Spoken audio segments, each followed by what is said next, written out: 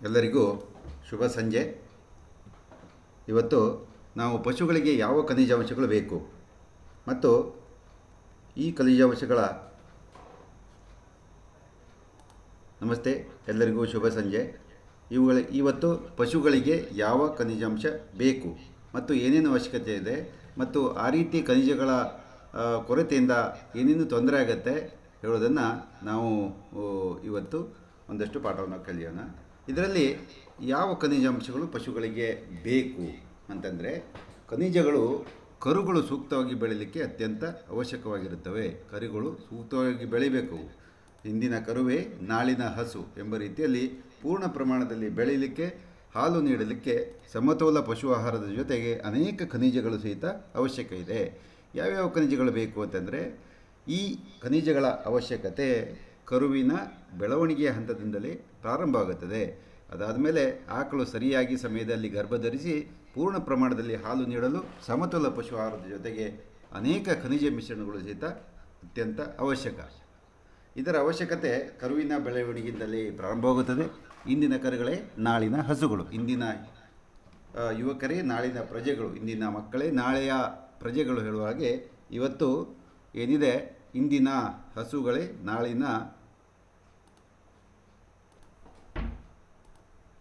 ಇಂದಿನ ಕರುವೇ ನಾಳಿನ ಹಸು. ಅದನ್ನು ನಾವು ಅತ್ಯಂತ ಸಹಜವಾಗಿ ನಾವು ಇದನ್ನು ಹೇಳಬೇಕಾಗತ್ತೆ. ಮತ್ತು ಈ ಪೋಷಕಾಂಶಗಳ ಕೊರತೆ ತುಂಬ ಸಹಜವಾಗಿ ಅನೇಕ ಪಶುಗಳಲ್ಲಿ ಆಗತ್ತೆ. ವಿವಿಧ ಕಾಯಿಲೆಗಳಿಗೆ ಮತ್ತು ದೇಹದಲ್ಲಿರುವಂತಹ ರೋಗ ನಿರೋಧಕ ಶಕ್ತಿ ಸಾಮಾನ್ಯವಾಗಿ ಬೆಳವಣಿಗೆ ಆಗಲಿಕ್ಕೆ ಇದು ಅತ್ಯಂತ ಅವಶ್ಯಕ.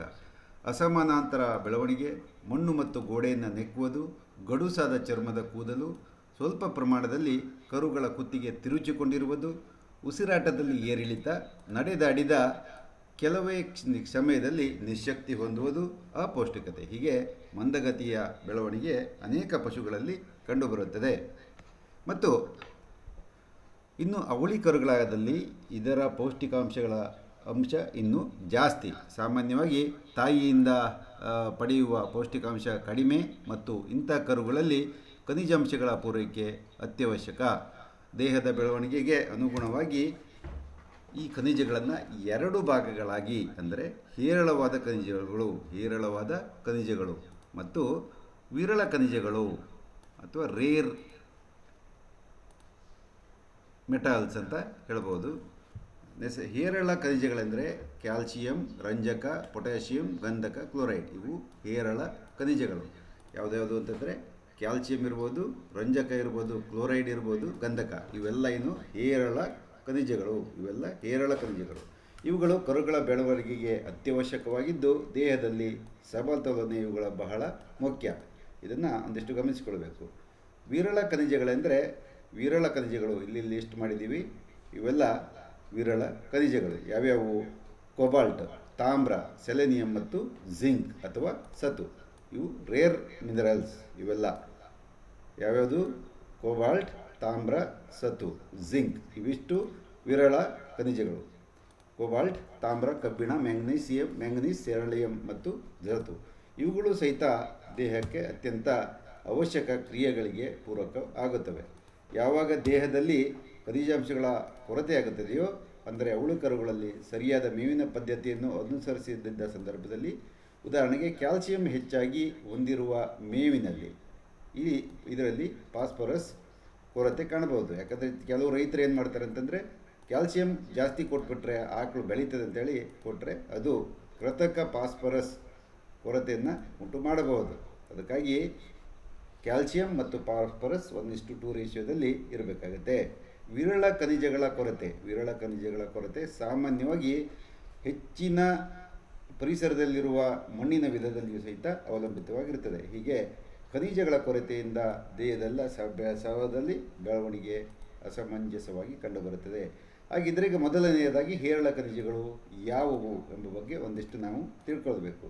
ಮೊದಲನೆಯದು ಇದರಲ್ಲಿ ಕ್ಯಾಲ್ಸಿಯಂ. ಅತ್ಯಂತ ಅವಶ್ಯಕತೆ ಇರುವಂತಹ ಖನಿಜ ಕ್ಯಾಲ್ಸಿಯಂ. ನೋಡಿ, ಕ್ಯಾಲ್ಸಿಯಂ ಇದು ಕರುಗಳಲ್ಲಿ ಕ್ಯಾಲ್ಸಿಯಂ ಪಾತ್ರ ಬಹಳ ಮಹತ್ವದ್ದು. ಎಳೆ ಕರುಗಳಲ್ಲಿ ಇದು ಅತ್ಯಂತ ಅವಶ್ಯಕ. ಎಳೆ ಕರುಗಳಲ್ಲಿ ಮೂಳೆಗಳು ದೃಢವಾಗಲು ಬಹಳ ಮುಖ್ಯವಾದ ಅಂಶ. ಈ ಖನಿಜವು ದೇಹದಲ್ಲಿ ಅನೇಕ ಕೆಲಸಗಳನ್ನು ಹೊಂದಿದೆ. ಇತರ ಖನಿಜಗಳನ್ನು ಹೀರಿಕೊಳ್ಳಲು ಸಹಿತ ಕ್ಯಾಲ್ಸಿಯಂ ಅತ್ಯವಶ್ಯಕ. ಹೆಚ್ಚಿನ ಪ್ರಮಾಣದಲ್ಲಿದ್ದಾಗ ಫಾಸ್ಫರಸ್ ಹೀರುವಿಕೆಯನ್ನು ಸಹಿತ ಕುಂಠಿತಗೊಳಿಸುತ್ತದೆ. ಅದರಿಂದ ಕ್ಯಾಲ್ಸಿಯಂ ಜಾಸ್ತಿನೂ ಇರಬಾರ್ದು ಮತ್ತು ಕಡಿಮೆನೂ ಇರಬಾರ್ದು. ಕಾರಣ ಈ ಕ್ಯಾಲ್ಸಿಯಂ ಮತ್ತು ಫಾಸ್ಫರಸ್ ಈ ಬೆಳವಣಿಗೆಯ ಒಂದು ಪ್ರಮಾಣ ಏನಿದೆ ಇದು 1.5:2 ಅಂದರೆ ಕ್ಯಾಲ್ಸಿಯಂ 1.5 ಇದ್ದರೆ 2 ಅಥವಾ ಗರಿಷ್ಠ 2:1 ಅಂದರೆ ಒಳ್ಳೆಯದು. ಇಲ್ಲದೆ ಹೋದರೆ ಏನಾಗುತ್ತೆ, ಫಾಸ್ಫರಸ್ ಇದರ ಇಂಬ್ಯಾಲೆನ್ಸ್ ಆಗುತ್ತೆ.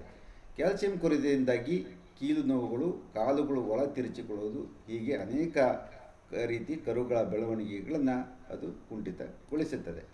ಇನ್ನು ಎರಡನೆಯದು ರಂಜಕ ಒಂದು ಸಾಮಾನ್ಯವಾದ ಖನಿಜ. ಈ ಖನಿಜದ ಕೊರತೆಯಿಂದ ಕರುಗಳಿಂದ ರೋಮವು ಗಡಿಸಿಕೊಳ್ಳುತ್ತದೆ. ಇದು ಬಹಳ ಮುಖ್ಯ. ಹಾಗೂ ಮಣ್ಣು ಮತ್ತು ಗೋಡೆಯನ್ನು ನೆಕ್ಕುವ ಲಕ್ಷಣಗಳನ್ನು ತೋರಿಸ್ತಾರೆ. ಇದಕ್ಕೆ PICA ಅಂತ ಕರೀತಾರೆ.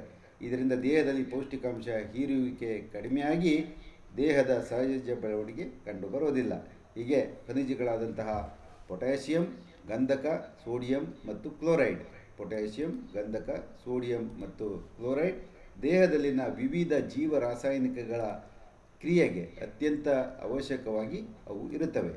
ಇದಲ್ಲದೆ ರೋಗ ನಿರೋಧಕ ಜೀವಸತ್ವಗಳ, ಕ್ರಿಯಾಶೀಲ ಕಿಣ್ವಗಳ, ಹಾರ್ಮೋನುಗಳ ಪ್ರಮುಖ ಅಂಗಗಳಾಗಿದ್ದಾವೆ. ಇನ್ನು ವಿರಳ ಖನಿಜಗಳು. ವಿರಳ ಖನಿಜದಲ್ಲಿ ಎರಡೇ ಬಹಳ ಮುಖ್ಯವಾದವು, ಕ್ಯಾಲ್ಸಿಯಂ ಮತ್ತು ಫಾಸ್ಫರಸ್. ವಿರಳ ಖನಿಜ ಅಥವಾ ರೇರ್ ಮೆಟಲ್ಸ್ ಅಂತಂದರೆ ಮೊದಲನೆಯದು ತಾಮ್ರ, ಎರಡನೆಯದು ಕಬ್ಬಿಣ, ಮೂರನೆಯದು ಸತು, ಕೋಬಾಲ್ಟ್, ಹೀಗೆ ಕೋಬಾಲ್ಟ್, ರೇರ್ ಮಿನರಲ್ಸ್. ಹೀಗೆ ಇವೆಲ್ಲ ಅತ್ಯಂತ ಅವಶ್ಯಕವಾದಂತಹ ಮಿನರಲ್ಸ್.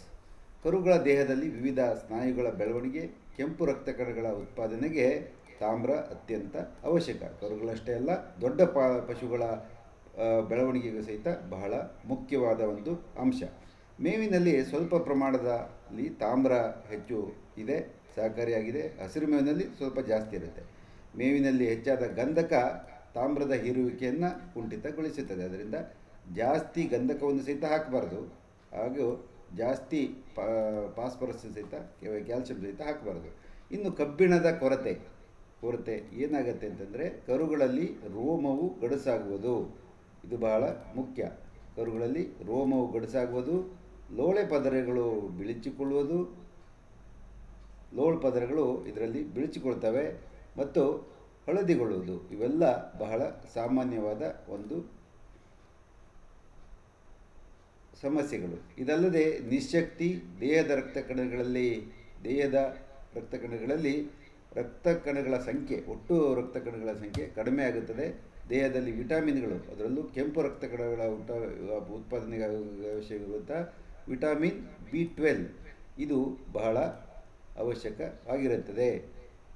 ವಿಟಮಿನ್ B12 ಇದು ಡೆಫಿಷಿಯನ್ಸಿ ಅಥವಾ ಥಯಾಮಿನ್ ಅಥವಾ ವಿಟಮಿನ್ B1. ಇನ್ನು ಕೋಬಾಲ್ಟ್ ಏನಿದೆ, ಕೋಬಾಲ್ಟ್ ಕೊರತೆಯು ಸಹಿತ ವಿಟಮಿನ್ B12 ಡೆಫಿಷಿಯನ್ಸಿಗೆ ಕಾರಣ ಆಗುತ್ತೆ. ಈ ವಿಟಮಿನ್ B12 ಏನಿದೆ ಅತ್ಯಂತ ಅವಶ್ಯಕವಾದಂತಹ ಒಂದು ವಿಟಮಿನ್. ಇದರ ಉತ್ಪಾದನೆಯನ್ನು ಕೋಬಾಲ್ಟ್ ಇದು ಕುಂಠಿತಗೊಳಿಸುತ್ತದೆ. ಜೊತೆಗೆ ಕರುಗಳಲ್ಲಿ ನಿಶ್ಶಕ್ತಿ ತುಂಬ ಜಾಸ್ತಿ ಆಗುತ್ತೆ. ಕರುಗಳಲ್ಲಿ ನಿಶ್ಶಕ್ತಿ, ಹಸಿವಾಗಿದಿರುವುದು, ಅಜೀರ್ಣತೆಯಿಂದ, ಬೇದಿಯಿಂದಾಗಿ ದೇಹದ ಸಹಜ ಬೆಳವಣಿಗೆಗೆ ಧಕ್ಕೆ ಉಂಟಾಗುತ್ತೆ. ಹೀಗೆ ಖನಿಜಗಳ ಮಹತ್ವ ಅಧಿಕವಾಗಿದ್ದು, ಇನ್ನು ಸೆಲೆನಿಯಂ ಮತ್ತು ಸತು ಇವೆರಡೂ ಸಹಿತ ಬಹಳ ಮುಖ್ಯವಾದ ಖನಿಜಗಳು. ಸೆಲೆನಿಯಂ ಮತ್ತು ಸತು ಏನಿದ್ದಾವೆ ಇವು ಸಹಿತ ಬಹಳ ಮುಖ್ಯವಾಗಿ ಇರುವಂತಹ ಕೆಲವು ಖನಿಜಗಳು. ಕರುಗಳಲ್ಲಿನ ರೋಮವು ಗಡಸುಗೊಳ್ಳುತ್ತದೆ. ಇದರಿಂದ ಕರುಗಳಿಂದ ರೋಮ ಗಡಸುಗೊಳ್ಳುತ್ತದೆ. ಜೊತೆಗೆ ಕಾಲಿನ ಗೊರಸುಗಳಲ್ಲಿ ಬಿರುಕುಗಳು ಬರ್ತವೆ. ಅದರ ಬೆಳವಣಿಗೆಯಲ್ಲೂ ಸಹಿತ ಬೆಳವಣಿಗೆ ಕಂಡುಬರುತ್ತದೆ. ಮೇವಿನಲ್ಲಿ ಹೆಚ್ಚಿನ ಸಾರಜನಕ ಅಂಶವಿದ್ದಲ್ಲಿ ಕರುಗಳ ಸಣ್ಣ ಕರುಳಿನಲ್ಲಿ ಅಯೋಡಿನ್ ಇದರ ಹೀರುವಿಕೆ ಕಡಿಮೆ ಆಗುತ್ತೆ.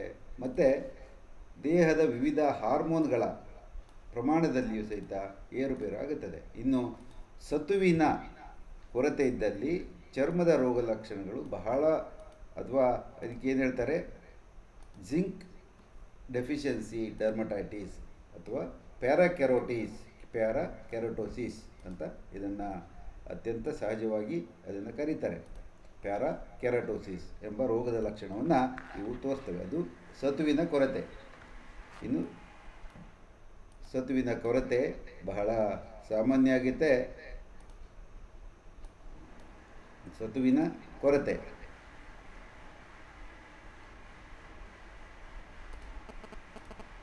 ಇದಲ್ಲದೆ ಇನ್ನು ಅನೇಕ ರೀತಿಯ ಖನಿಜಗಳಾದಂಥ ಮ್ಯಾಗ್ನೀಷಿಯಂ ಮತ್ತು ಮ್ಯಾಂಗನೀಸ್, ಇವು ಖನಿಜಗಳು ಏನಾಗುತ್ತವೆ, ದೇಹದ ಜೀವರಾಸಾಯನಿಕ ಕ್ರಿಯೆಗಳಿಗೆ ಅತ್ಯಂತ ಅವಶ್ಯಕವಾಗಿರುತ್ತದೆ.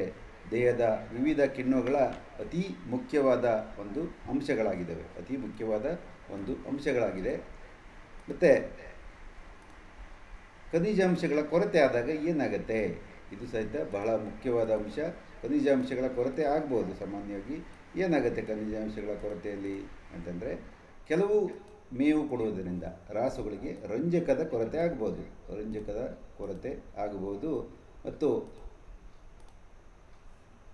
ರಂಜಕದ ಕೊರತೆ ಆದಾಗ ಹಾಲು ಕೊಡುವ ರಾಸುಗಳಿಗೆ ಖನಿಜ ಹಾಗೂ ಪ್ರೋಟೀನ್ ಕೊರತೆ ಇರುವ ಆಹಾರ ನೀಡುವುದರಿಂದ ರಂಜಕದ ಕೊರತೆ ಆಗುತ್ತೆ.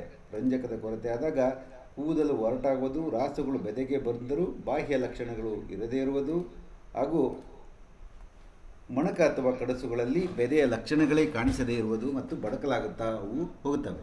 ಬಹಳ ಮುಖ್ಯವಾದ ಒಂದು ಲಕ್ಷಣ ಇದು. ಕೋಬಾಲ್ಟ್ ಲವಣವು B12 ಜೀವಸತ್ವದ ಅಭಿವೃದ್ಧಿಗೆ ಅತ್ಯಂತ ಅವಶ್ಯಕವಾಗಿರುತ್ತದೆ. ಕೋಬಾಲ್ಟ್ ಲವಣ ಜೀವಸತ್ವದ ಅಭಿವೃದ್ಧಿಗೆ ಅತ್ಯಂತ ಅವಶ್ಯಕವಾಗಿರುತ್ತದೆ. ಅದರಲ್ಲೂ ವಿಟಮಿನ್ B12 ಜೀವಸತ್ವದ ವೃದ್ಧಿಗೆ ಅತ್ಯಂತ ಸಹಕಾರಿ. ಜಾನುವಾರುಗಳು ಮೆಲುಕು ಹಾಕಲು ಅಗತ್ಯವಿರುವಂತಹ ವಿಟಮಿನ್ B12 ಇದರ ಕೊರತೆಯಿಂದ ಏನಾಗುತ್ತೆ, ಬೆದೆಗೆ ಇರುವಂತಹ ಲಕ್ಷಣಗಳು ಅವು ಕಂಡುಬರಬಹುದು. ಬೆದೆಗೆ ಸಕಾಲದಲ್ಲಿ ಬರದೇ ಇರಬಹುದು. ಇವತ್ತು ಕಬ್ಬಿಣ ಮತ್ತು ತಾಮ್ರದ ಅಂಶದ ಕೊರತೆಯಿಂದ ಏನಾಗ್ತದೆ ಅಂತಂದರೆ, ರಾಸುಗಳು ಬಡಕಾಗಲುವುದು, ರಕ್ತಹೀನತೆ, ಬೆದೆಗೆ ಬಾರದೇ ಇರುವುದು, ಇವೆಲ್ಲ ಆಗುತ್ತೆ. ಇನ್ನು ಅಯೋಡಿನ್ ಕೊರತೆಯಿಂದ